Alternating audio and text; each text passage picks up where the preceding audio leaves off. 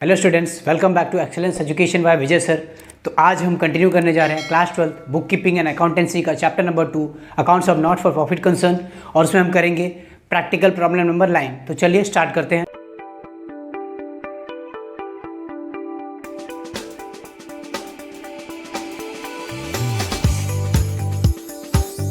तो यहाँ पे आपको क्वेश्चन नंबर 9 दिया गया है।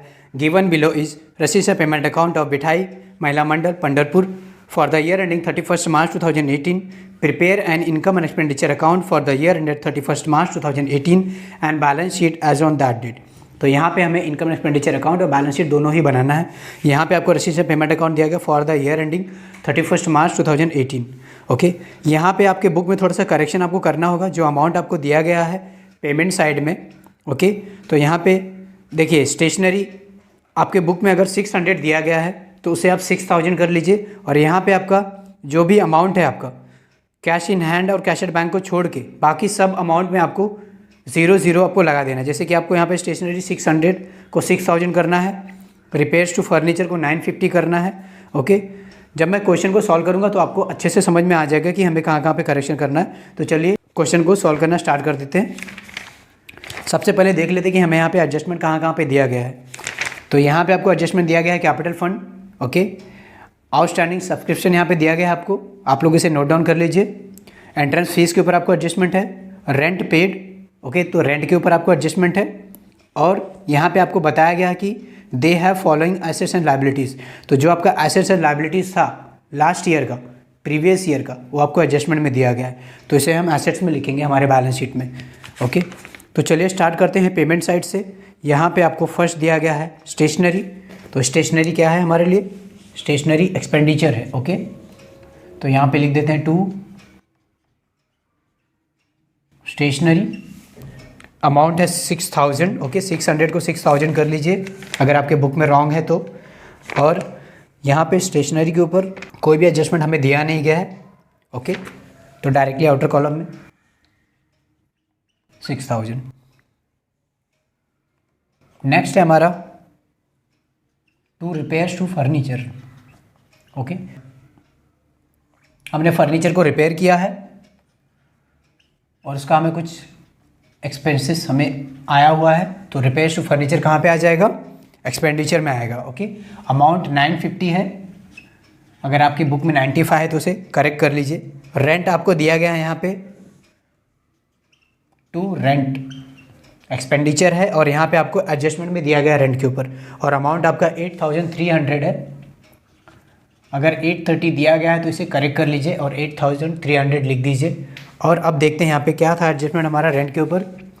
रेंट के ऊपर आपको एडजस्टमेंट दिया गया है, रेंट पेड इंक्लूड्स 800। ओके, तो हम एक काम करते हैं, यहाँ पे हम एडजस्टमेंट अभी नहीं करते हैं। सबसे पहले यहाँ पे हम स्पेस छोड़ देंगे और एक एक करके हम एडजस्टमेंट को सॉल्व करेंगे। तो यहाँ पे रेंट के नीचे आप एक स्पेस छोड़ दीजिए। आइए नेक्स्ट जो आपको दिया गया है यहाँ पे बाय सैलरीज दिया गया है, तो ये हो जाएगा 2 सैलरीज। ओके, सैलरी के ऊपर कोई एडजस्टमेंट है आपको? यहाँ पे सैलरी के ऊपर आपको कोई भी एडजस्टमेंट नहीं दिया गया है, और अमाउंट है 15000।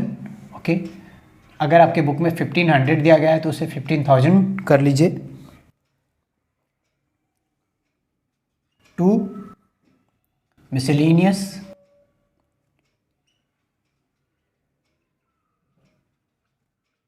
एक्सपेंसेस, अमाउंट है 450, अगर आपके बुक में 45 है तो उसे 450 कर लीजिए। नेक्स्ट है हमारा by balance carry down cash in hand cash at bank, assets होता है। ओके, आपको ऑलरेडी पता होगा, इसे हम एसेट्स में लिखेंगे, cash in hand cash at bank. चलिए लिख लेते हैं यहाँ पे कैश इन हैंड 1650 दिया गया है आपको, इनर कॉलम में लिख लीजिए, दोनों को ऐड करके आउटर कॉलम में लिखेंगे हम। कैश एट बैंक आपको दिया गया है यहाँ पे 14000। ओके, टोटल कितना हो गया? 15650 हो गया ये। ओके, चलिए, तो यहाँ पे हमने पेमेंट साइड में हमें जो जो भी चीज़ें दी गई थी सबको हमने पोस्टिंग कर लिया है। अब आ जाइए रिसीट साइड में। तो रिसीट साइड में आपको 2 बैलेंस ब्रॉट डाउन दिया गया है, प्रीवियस ईयर का बैलेंस है, इसे हम कहीं पे भी रिकॉर्ड नहीं करते हैं। ओके, नेक्स्ट है आपका two entrance fees. Okay, entrance fees के ऊपर एडजस्टमेंट है, देख लीजिए। Entrance fees are to be capitalized. यहाँ पे आपको एडजस्टमेंट में दिया गया है एंट्रेंस फीस को कैपिटलाइज करना है। कैपिटलाइज करने का मतलब क्या है? एंट्रेंस फीस हमारे लिए क्या होता है? एंट्रेंस फीस हमारे लिए इनकम होता है। ओके, बट अगर कैपिटलाइज करने के लिए बोल दिया है तो उसे हम इनकम साइड में नहीं लिखेंगे, उसे हम क्या करेंगे? उसे हम कैपिटल फंड में ऐड करेंगे। ओके, तो इसे हम यहाँ पे इनकम साइड में नहीं लिखेंगे। नेक्स्ट है आपका सब्सक्रिप्शन। तो हो गया ये बाय सब्सक्रिप्शन। ओके, कितना है अमाउंट? ये आपका 19,000 है। ओके, यहाँ पे सब्सक्रिप्शन के ऊपर एडजस्टमेंट आपको दिया गया है, यस। तो इनर कॉलम में लिख देते हैं 19,000। ओके, और एडजस्टमेंट के लिए स्पेस छोड़ देते हैं हम। एक एक करके हम एडजस्टमेंट करेंगे। नेक्स्ट है आपका मिसलेनियस रेसिट्स। तो यहाँ पे लिख दीजिए बाय मिसलेनियस रेसिट। ओके, 850। यहाँ पे मैंने शॉर्ट में लिखा है, आप पूरा का पूरा रेसिट्स लिखिए उसके। ओके, ये आपका 850 है डायरेक्टली ऑर्डर कॉलम में, बिकॉज कोई भी एडजस्टमेंट यहाँ पे नहीं है आपको। अब एक एक करके एडजस्टमेंट करते हैं हम। कैपिटल फंड आपको दिया गया है 90,000। कैपिटल फंड कहाँ लिखते हैं हम? लायबिलिटी में दिया गया है आपको 90,000। इनर कॉलम में लिखते हैं बिकॉज यहाँ पे हम डेफिसिट सरप्लस को एडजस्ट करते हैं। ओके, नेक्स्ट हमारा आउटस्टैंडिंग सब्सक्रिप्शन। ओके, आउटस्टैंडिंग है यानी कि ऐड करेंगे हम इसे। ओके, तो ऐड कर दीजिए आउटस्टैंडिंग सब्सक्रिप्शन। कितना है आपका ये अमाउंट? 4,000। चलिए 4,000 यहाँ पे ऐड करेंगे। 19,000 में कितना आ जाएगा? 23,000 हो गया। अब ये आउटस्टैंडिंग सब्सक्रिप्शन क्या है हमारा? Outstanding income. ओके, इनकम बाकी है मिलना, हमारे लिए एसेट्स हो जाता है वो। तो चलिए यहाँ पे आउटस्टैंडिंग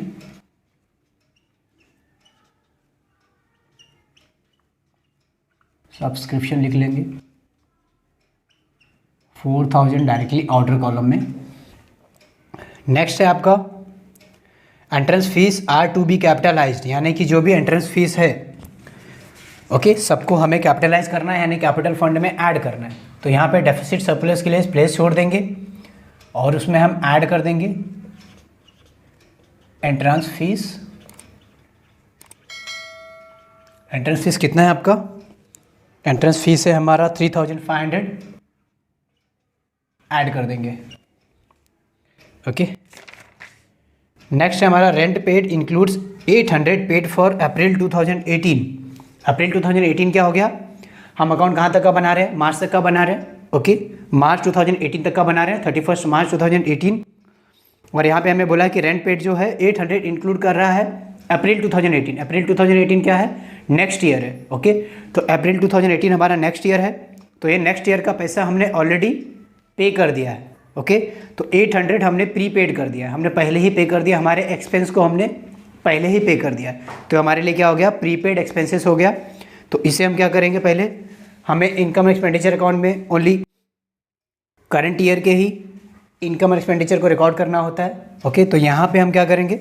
रेंट में से इसे हम माइनस करेंगे बिकॉज ये नेक्स्ट ईयर का है। तो रेंट हमारा 8,300 है, उसमें से हमें लेस करना है prepaid rent. Okay, prepaid rent हम लेस करेंगे और ये है हमारा 800। 8,300 में से हमने 800 को लेस कर दिया, कितना आ गया ये? 7,500। ओके, 7,500 हो गया। अब ये प्रीपेड रेंट क्या हो गया हमारा? प्रीपेड रेंट यानी कि प्रीपेड एक्सपेंस, हमने किसी हमारे एक्सपेंडिचर को पहले ही पे कर दिया है, तो हमारे लिए क्या बन जाता है वो? एसेट्स। तो प्रीपेड रेंट हमारे लिए एसेट्स हो गया। ओके, रेंट हमारा क्या है? एक्सपेंडिचर है और उसे हमें एडवांस में पे कर रहे हैं, तो हमारे लिए क्या बन गया? वो एसेट्स बन गया। ओके, तो ये हम प्रीपेड रेंट यहाँ पे 800 लिख लेते हैं। ओके, तो ये एडजस्टमेंट आपका हो चुका है। नेक्स्ट आपको दिया गया है they have following assets and liabilities. Okay, तो हमारे पास एसेट्स एंड लायबिलिटीज यहाँ पे दिया गया है। Furniture 9000, furniture assets 9000। ओके, और कोई भी एडजस्टमेंट नहीं है, डायरेक्टली आउटर कॉलम में 9000। बिल्डिंग, बिल्डिंग हमारे लिए एसेट्स है, कोई एडजस्टमेंट नहीं है, डायरेक्टली आउटर कॉलम में। आउटस्टैंडिंग एक्सपेंसेस, एक्सपेंसेस यानी कि खर्चा। ओके, जो भी हमारा खर्चा है बाकी है, एक्सपेंसेस अगर हमारा बाकी है, ओके, तो हमें देना होगा, हमारी वो लायबिलिटी हो गई, हमारी वो जिम्मेदारी हो गई। तो आउटस्टैंडिंग एक्सपेंसेस हमारे लिए क्या हो गया, लायबिलिटी हो गया। तो इसे हम लायबिलिटी साइड में रिकॉर्ड करेंगे। आउटस्टैंडिंग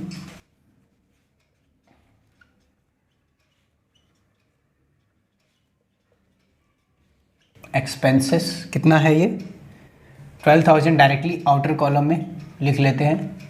ओके, तो इस तरह से हमने यहाँ पे हमारे जो भी रसीद से पेमेंट साइड में जितनी भी चीज़ें दी गई थी सबका हमने पोस्टिंग कर लिया है, और साथ ही साथ हमारा यहाँ पे जितना भी एडजस्टमेंट दिया गया था हमने सारे के सारे एडजस्टमेंट को कंप्लीट कर लिया है। ओके, अब हमें यहाँ पे इनकम एक्सपेंडिचर अकाउंट को बैलेंसिंग करना है और हमें फाइंड आउट करना है कि हमारे लिए सरप्लस आ रहा है कि डेफिसिट आ रहा है। तो चलिए हम इसे टोटलिंग कर लेते हैं। सबसे पहले इनकम साइड का टोटलिंग करेंगे 23,850। ओके, तो ये आपका 23,850 आ गया है। अब यहाँ पे हम देखते हैं कि हमारा एक्सपेंडिचर साइड कितना आ रहा है। एक्सपेंडिचर साइड में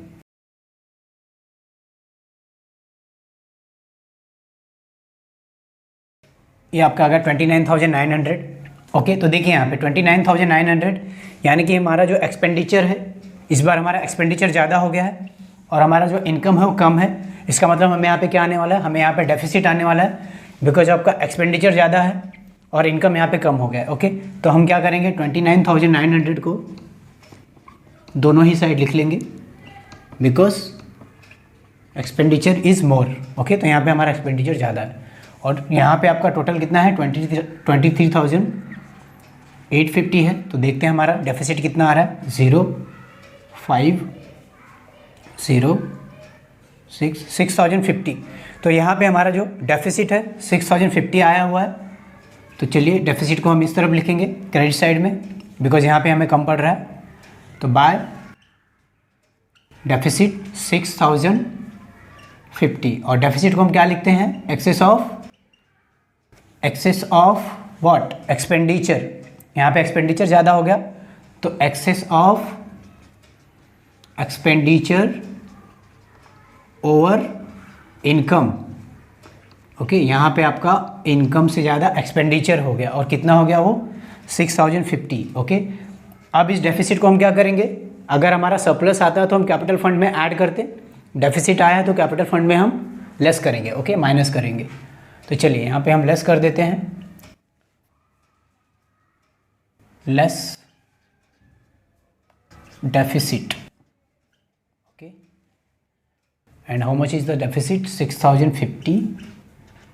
चलिए, तो यहाँ पे हम देखिए हमारा 90,000 प्लस 3,500, 93,500 हो गया ये।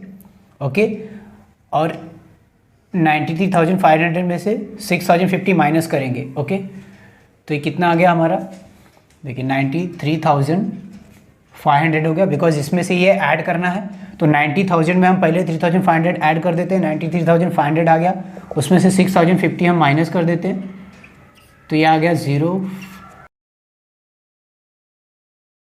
87,450 आ गया आपका ये 87,450। ये हमारा कैपिटल फंड हो गया टोटल करने पे। ओके, अब यहाँ पे हम हमारे बैलेंस शीट को देख लेते हैं कि टैली हो रहा है कि नहीं। अगर आपका बैलेंस शीट का दोनों ही साइड का अमाउंट सेम आ गया, इसका मतलब हमारा क्वेश्चन राइट है। तो चलिए देख लेते हैं, यहाँ पे हम दोनों साइड का टोटल करते हैं, देखते हैं हमारा कितना अमाउंट आता है यहाँ पे, और दोनों साइड हमारा सेम आना चाहिए। तो देखिए यहाँ पे 12,000 है, 87,450 है। ओके, तो ये हो गया आपका 99,450 आ गया यहाँ पे। ओके, 99,450 यहाँ पे भी आना चाहिए आपका। ओके, तो देखते हैं टोटल करके यहाँ पे 99,450 आ रहा है कि नहीं।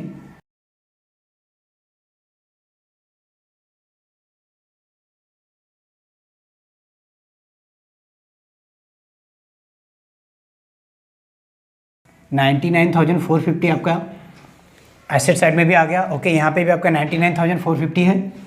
तो एसेट्स और लायबिलिटी हमारे यहाँ पे टैली हो गया। तो इस तरह से हमारा क्वेश्चन कंप्लीट हो गया है। ओके, दोनों साइड का टोटल सेम आ चुका है। स्टूडेंट्स, इस तरह से हमने प्रैक्टिकल प्रॉब्लम नंबर 9 को कम्प्लीटली सॉल्व कर लिया है। अब हम नेक्स्ट वीडियो में प्रैक्टिकल प्रॉब्लम नंबर 10 को सॉल्व करेंगे। आई होप मैंने आज आपको जो कुछ भी एक्सप्लेन किया है आपको सब अच्छे से समझ में आ गया होगा। अगर आपको वीडियो अच्छी लगी तो प्लीज़ इसे लाइक करिए और अपने फ्रेंड्स के साथ शेयर करिए। अगर अभी तक आपने हमारे चैनल को सब्सक्राइब नहीं किया तो प्लीज़ इसे सब्सक्राइब करके बेल आइकन को प्रेस कर दीजिए, जिससे कि आगे आने वाली सारी वीडियोज़ की नोटिफिकेशन आपको मिलती रहे। तो फिर मिलते हैं नेक्स्ट वीडियो में। Thank you, bye.